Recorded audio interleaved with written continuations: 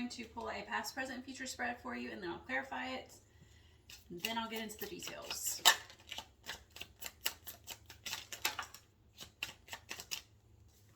It's a lot. Okay, your past, you've got, which is funny, it is a lot. And when I was shuffling your cards, I felt a sense of urgency. Not urgency so much as speed. Like, I felt in a hurry, and I'm not in a hurry. I have no reason to be in a hurry. You got the Two of Wands, the Seven of Swords, and then the Temperance in reverse. I feel like that Temperance in reverse is like impatience, right? Okay. Eight of Pentacles in your present. Two of Cups in your future. Let's see if you can see that. Okay, and then the Two of Swords in reverse at the bottom of the deck as your overall energy. I'm going to clarify quickly because I still feel in a hurry for some reason. Like getting the hell out of Dodge. See, with that Seven of Swords. Getting the hell out of Dodge. And impatience. Alright. You have 3 twos here. There's maybe a decision or 2 options, 2 routes that can, 2 ways something can unfold. We got Judgment, that's death and rebirth energy. The Star, which is hopes, dreams, aspirations, could be, you know, like peace and harmony type.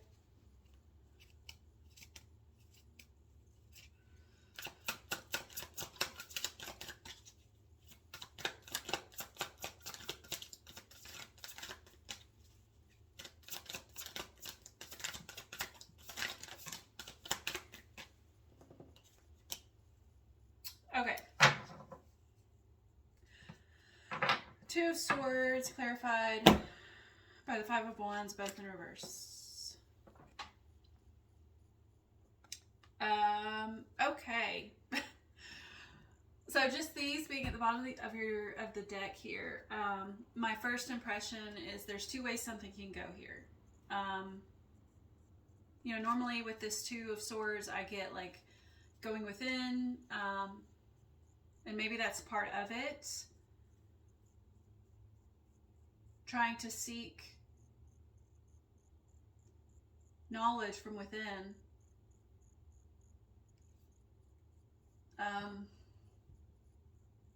Let's see, the Five of Wands in reverse.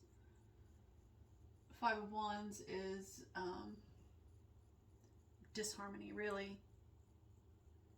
And then you have the harmony here.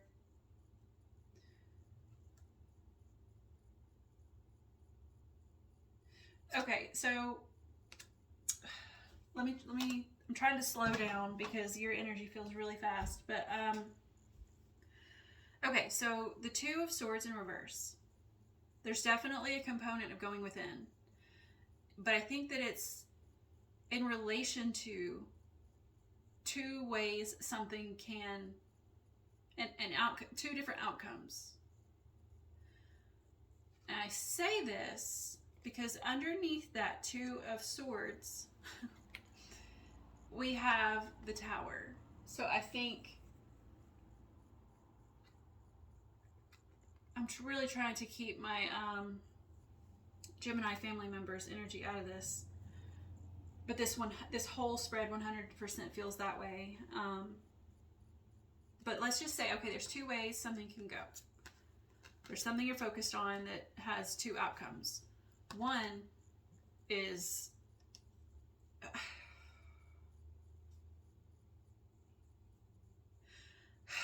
both of the ways. Okay. So sorry. Okay, this is your 2 ways of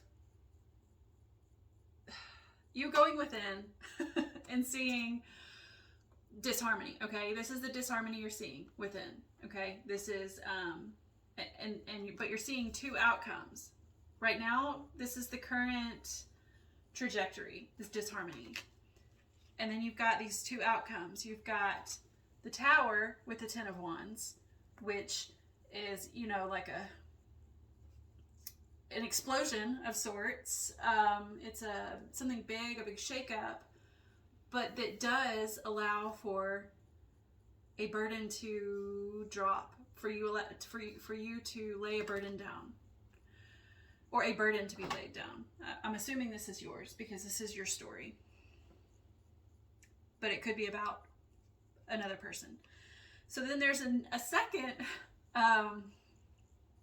way this could go, which is a celebration. Like, say, not necessarily a celebration, but like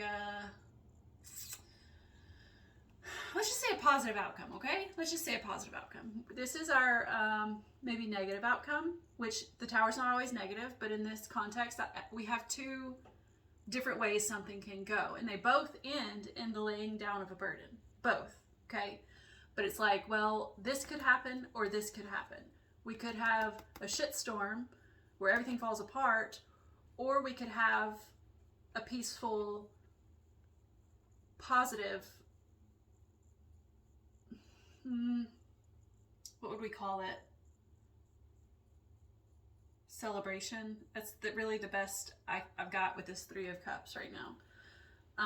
So it's like a positive outcome where things are peaceful and harmonious, or we have the more negative side of it, which would be like an explosion.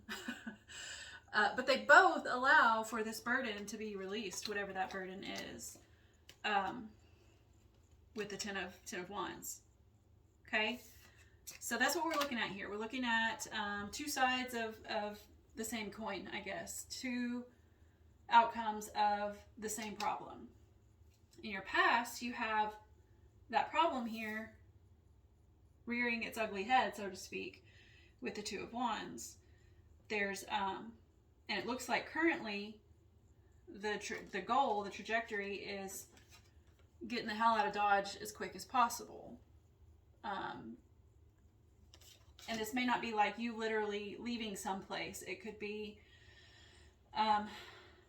leaving behind a I don't want to insert ideas here of what this could be because I have no clue what's going on in your life. But with the death and rebirth feeling of the Judgment,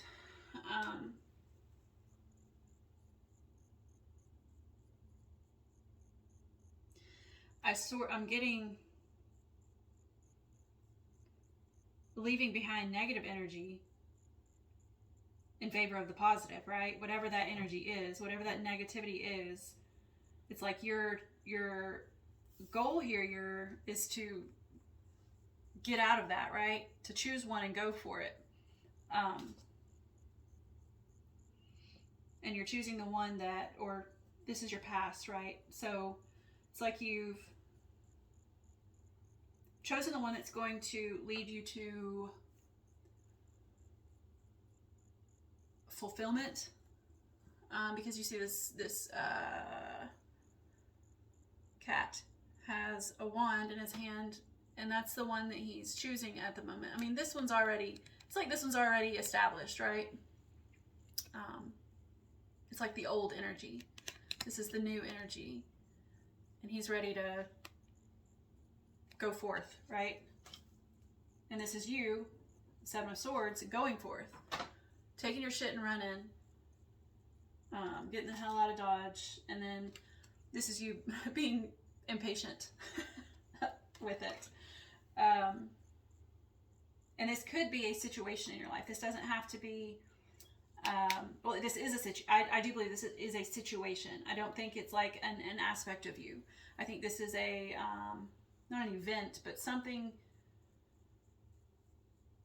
I think this is something that is happening in your current energy, and your past, though, is this leaving it behind. Not necessarily leaving it behind. It could be just wanting it to end, right? Wanting that death and rebirth. That transformation, that change, the elevation.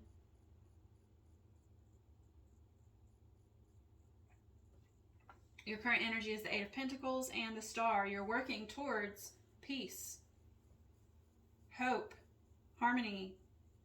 Didn't we have harmony? Yeah, with the Three of Cups.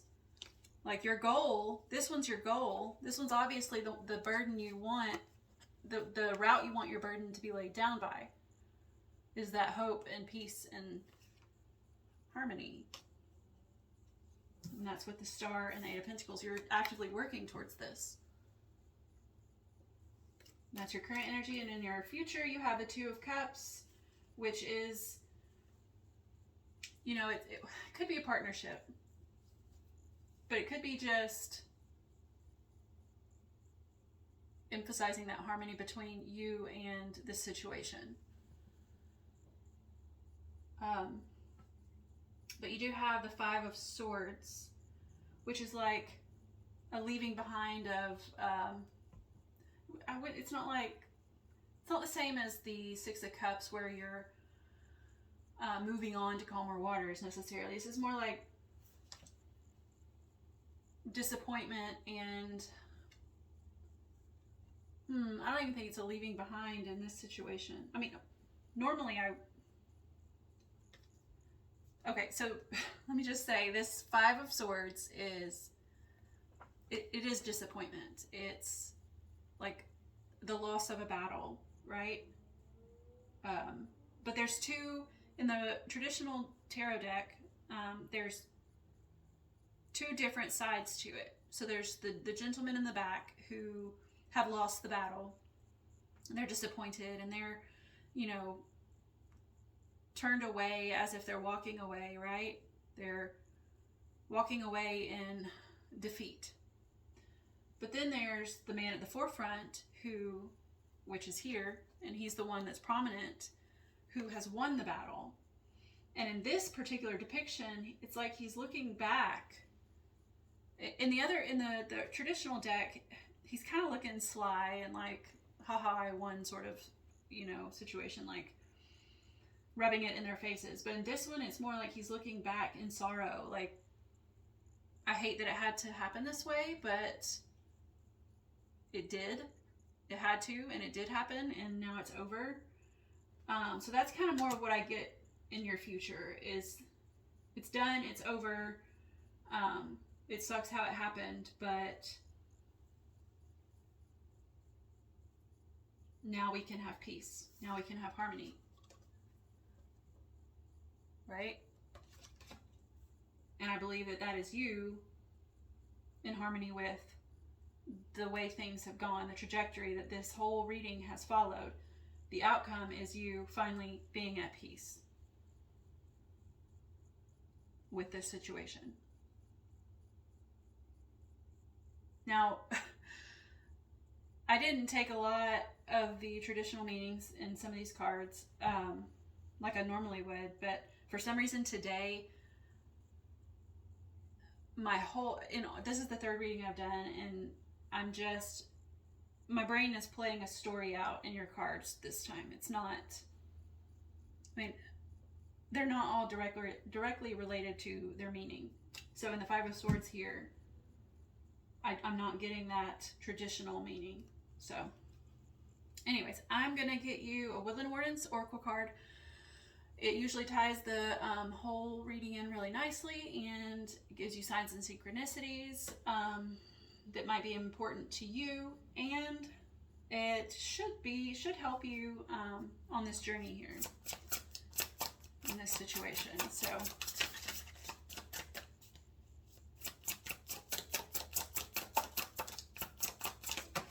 oh god, that's 3. I'm not taking all 3 of those. However, it says patience, balance, and bashfulness. Patience is probably the main focus here. Balance came out again, so we're going to take that one. And I say patience because you got the temperance in your in the reverse in your past position, which, like I said, indicates lack of patience. But anyways, balance is what came out.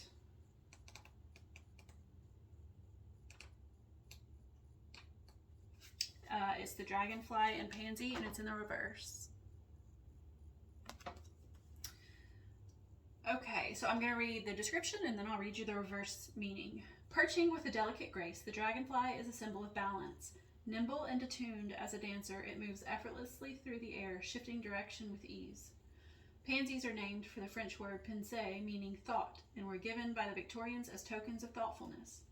Together, the dragonfly and pansy indicate harmony, a harmony of thought and action.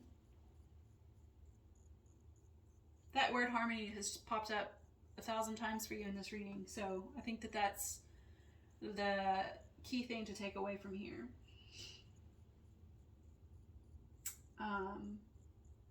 What did it say? Okay, so anyways, it's in the reverse and it says, you have stumbled into an unhealthy obsession. I don't see that here, but let me keep reading. Recall the way a dragonfly shifts direction with ease and aim for the same nimbleness of thought. Although, I could see an unhealthy obsession of like trying to speed through this. I could see that, like in your past, like trying to make this happen quicker than it's meant to. Recall the way a dragonfly shifts direction with ease and aim for the same nimbleness of thought. So,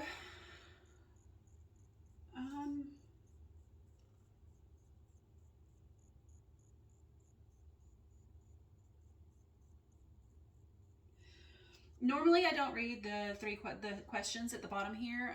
They usually have 2 or 3 questions, and I don't usually read those because they don't always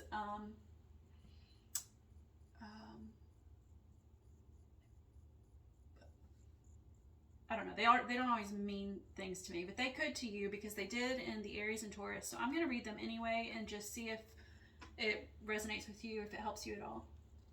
The first question says, is my attention shared among my various interests and endeavors, or do I tend to favor just one? Now that one actually, this whole card actually seems to make a lot of sense for the Taurus reading, if that interests you at all. It just came out right before yours. The second question says, am I satisfied by how I spend my time and energy?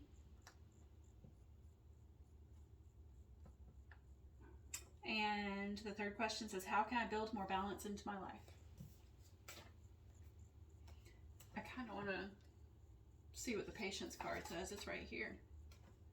Bobcat and Blackthorn. I'll be a little quicker reading that one though.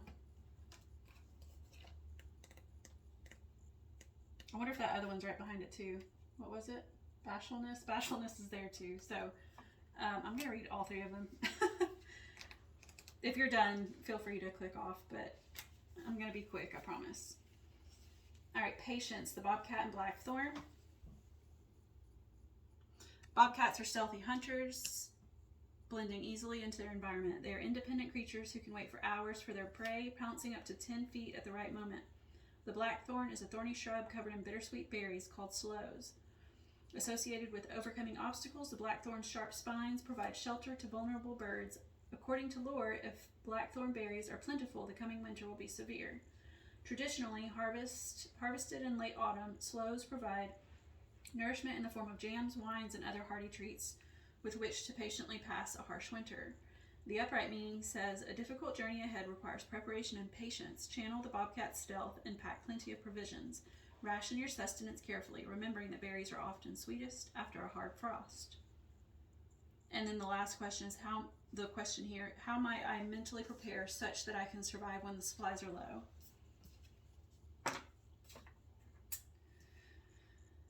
And then bashfulness, since it tried to come out too, might as well.